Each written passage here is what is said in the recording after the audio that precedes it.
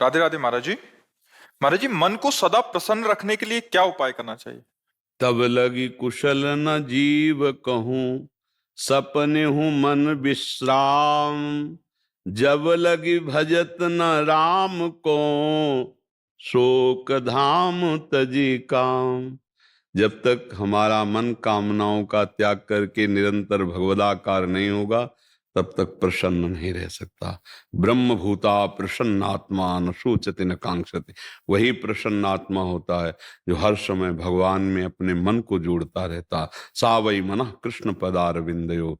देख लो, इतनी अवस्था हो गई आप, कौन सा भोग नहीं जो आप ना भोगे हो।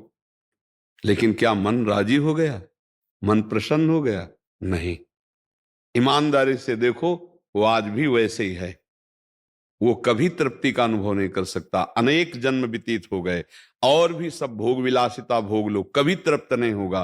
वो विश्राम पाएगा तो भगवान, क्योंकि भगवान का अंश जीव कभी प्रकृति से विश्राम प्राप्त कर ही नहीं सकता। चाहे जितना भोग ले, चाहे जितना एकत्रित कर ले, चाहे जितना बैंक बैलेंस कर ले, ये प्रसन्न नहीं हो सकता। आप हमें बताना कि संपत्ति को प्राप्त करने के बाद किसका मन प्रसन्न हुआ? हर्षित होना और प्रसन्न होना में अंतर है। हर्षित होगे तो शोकित होना पड़ेगा, लेकिन प्रसन्नता ये द्वंद्वातीत है, भगवदाकार है। आपने प्रसन्नता शब्द का, ये केवल भगवान के चिंतन से ही होगा, ना बैंक बैलेंस से होगा, ना नाना प्रकार की भोग विलासिता से होगा। अशांति बढ़ती जाएगी जितना बैंक बैलेंस बढ़ेगा और जितना भोग बढ़ेगा। शांति नहीं बढ़ सकती, देख लेना। जितना भजन बढ़ेगा उतनी शांति होती चली जाएगी, जितना भोग भोगते जाओगे उतनी अशांति बढ़ती चली जाएगी। आप खुद अनुभव करके देख लीजिए। तो शांति प्राप्त करने के लिए, प्रसन्नता प्राप्त करने के लिए अपने कर्तव्य का धर्म पूर्वक पालन करते हुए नाम जप किया जाए। कोई भी गंदा आहार, गंदा पेय ना पिया जाए, नहीं तो मन थोड़ी देर के लिए बेहोश होता है उस प्रमाद स्थिति में, तो उसी को तुम आनंद मान लेते हो। अभी आनंद जाना कहाँ है?